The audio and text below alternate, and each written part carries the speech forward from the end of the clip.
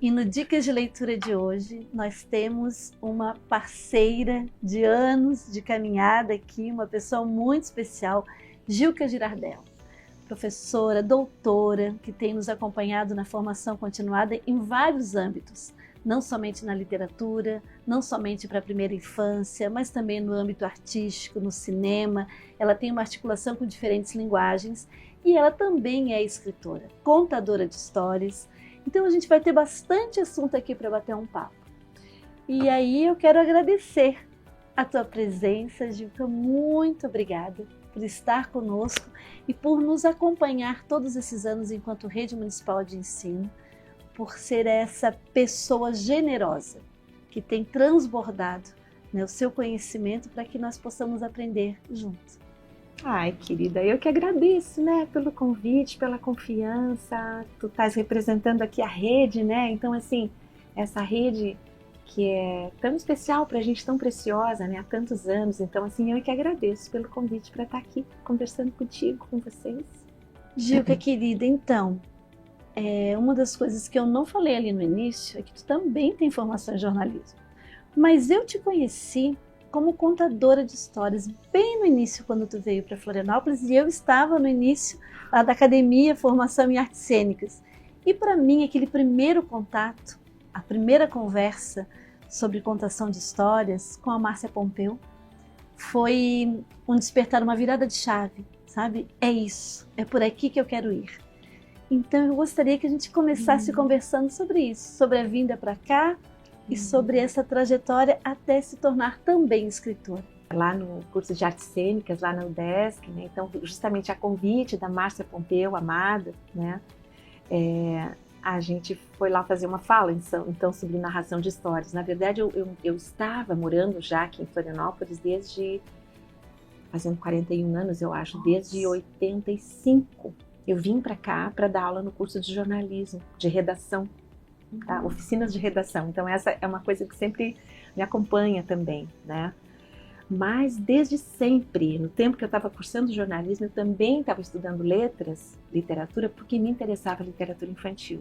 Então quando a gente se conheceu, isso era 91, eu tinha acabado de voltar de um mestrado que eu tinha feito fora do país, em que eu estava ao mesmo tempo estudando jornalismo e crianças, comunicação e crianças, e mergulhando profundamente em informações de oficinas de contadores de histórias, narração de histórias, isso nos anos 88 a 90. E depois muito mais, depois a coisa veio vindo, trabalhei muito assim, muito antes de vir para cá, né? Então eu queria ouvir um pouco mais sobre a questão das publicações. Na nossa rede municipal, no nosso acervo, nós temos alguns títulos. Não todas as suas publicações, alguns que nos ajudam, né, em termos formativos, então tem essa questão acadêmica de como também contar histórias e trazer, e outros realmente na literatura infantil. E aí eu queria que a gente falasse um pouco, talvez, primeiro sobre essa inspiração, né, para dar uma dica também para os profissionais, mas e também sobre essa questão da tua publicação para a infância, para as infâncias, que me parece uma sequência, um projeto. Eu vou te dizer assim que os livros para criança, tá? Eles na verdade foram sempre projetos em parceria, tá? As coisas que eu tenho publicadas para criança sempre foram coisas que foram encomendas, digamos assim, sabe? Então, por exemplo, assim, esses três aqui, ó, Margarida Quer Ser Parda, esse aqui, tá? Esse aqui, O Sonho Mais Roxo de Maria Rosa, e O Menino que Consertou a Lua, tá? Eles foram encomendas da querida Vanessa Schultz, que é uma artista, designer, uma pessoa muito importante aqui da nossa cena cultural. E todos os outros projetos também são assim. Por exemplo, esse outro livrinho aqui, ó, isso aqui foi encomenda também, A Vassoura Bruxoli, que é uma adaptação para criança que eu fiz de um conto do Franklin Cascais, encomendado pela Mostra de Cinema Infantil, né, da nossa outra querida parceira. E, por exemplo, esse projetinho aqui também, ó, isso aqui também foi uma encomenda de lá para cá, de cá para lá. E tem várias outras coisas. Essa aqui eu quero mostrar, porque isso aqui tem tudo a ver com a rede municipal de ensino. Histórias da Costa da Lagoa contadas por suas crianças. Eu acho que esse gosto de escutar as histórias dos outros, recontar, botar no mundo, é uma coisa que assim, é muito preciosa para mim, eu gosto muito de fazer. E eu acho que isso tem a ver com o trabalho do jornalista também, né? Que tu tinhas falado antes, né? Eu trabalhei muito tempo, assim, como professora de redação no curso de jornalismo aqui da UFSC, 20 anos. E também ali fui inventando algumas disciplinas ligadas à criança, né? Uma disciplina chamada Produção Cultural para Crianças, procurando, assim, sensibilizar os futuros jornalistas com relação às crianças, né? Enquanto formação de público, enquanto possibilidade de falar do mundo para elas, né? Mas também de inventar, né? Arte, vídeos para crianças, história em quadrinhos, livros mesmo, projetos culturais os mais diversos, né? E aí quer dizer, nessas todas eu fui me aproximando cada vez mais da educação e daí depois me transferi do curso de jornalismo para o Centro de Educação e até agora ainda estou ali, né? E bom, e aí falando de publicações, essa aqui eu acho legal também, eu gosto desse livrinho aqui. Isso aqui é uma coletânea, também encomendada, publicada lá pela Universidade Federal de Minas Gerais. Era um projeto que procura trazer conceitos científicos numa linguagem para as crianças. E esse livro aqui, organizado pelo Fabiano Moraes, o que é memória. Então me pediram para falar do que é memória do ponto de vista justamente da tradição oral, né? Aí o título que eu dei ao texto é Era uma vez o velho que sabia e a criança que podia, que fala sobre esse encontro de gerações por meio das histórias. Pensando nesse coletivo, nesse trabalho lindo que tu tens realizado, tu estás muito presente nos nossos espaços formativos, né, assim, com os profissionais da educação, em seminários, mas também lá no chão da escola, lá na unidade, né, de educação infantil, nas escolas básicas.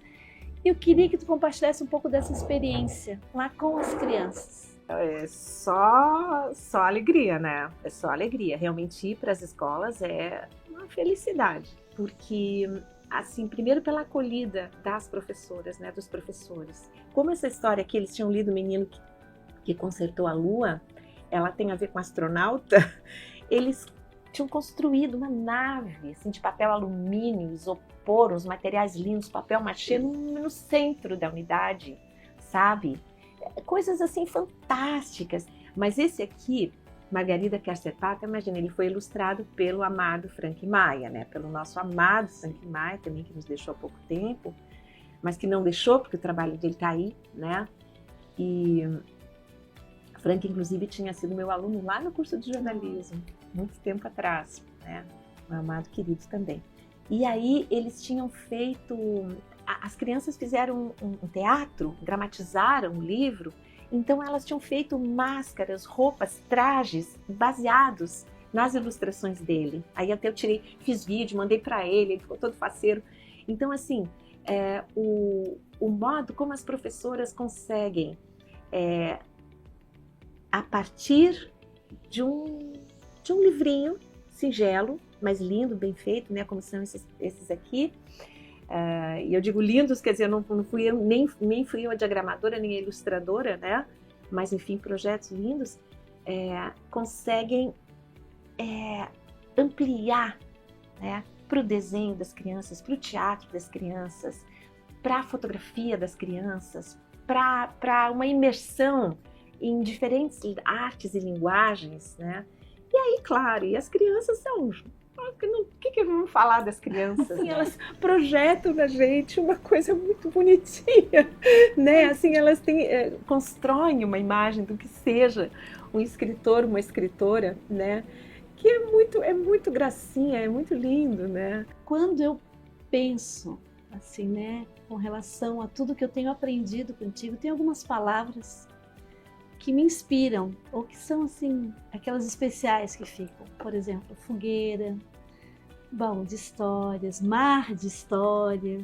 Então eu queria que tu conversasse um pouco sobre isso, sabe? Dessas palavras, dessas tuas concepções que vêm daí também elas acabam se materializando na escrita e que nos acompanham. Além da tua voz, do teu ensino, a gente tem a materialidade do livro para nos acompanhar nos estudos. Tudo aquilo que eu aprendi, toda aquela emoção que eu senti ao aprender alguma coisa com alguém, sabe? Sei lá, assistir uma palestra da Ana Maria Machado, Maria Clara Machado, agora os Machado todos, os Machado de Assis. Enfim, são coisas que tocam tanto a gente, e daí, assim, tudo que a gente quer compartilhar, sabe? Então, assim, eu acho que antes de iniciar um curso na universidade, antes de ir para uma oficina, antes de ir para uma palestra em qualquer lugar, eu só peço assim que eu consiga dizer o que aquelas pessoas estão precisando ouvir naquele dia e que eu consiga ouvir o que elas estão precisando dizer naquele dia. Gilka, querida, que delícia esse encontro. Muito obrigada. Claro que nós temos assunto para muitas e muitas tardes e muitos encontros, mas isso que fica é o gostinho. Isso é bom, né? Para que a gente possa continuar, então, nessa trajetória, na Rede Municipal de Educação e pela vida, com muitos inscritos. E fica a dica para que as pessoas conheçam um pouco mais daquilo que tu tens produzido. Muito obrigada.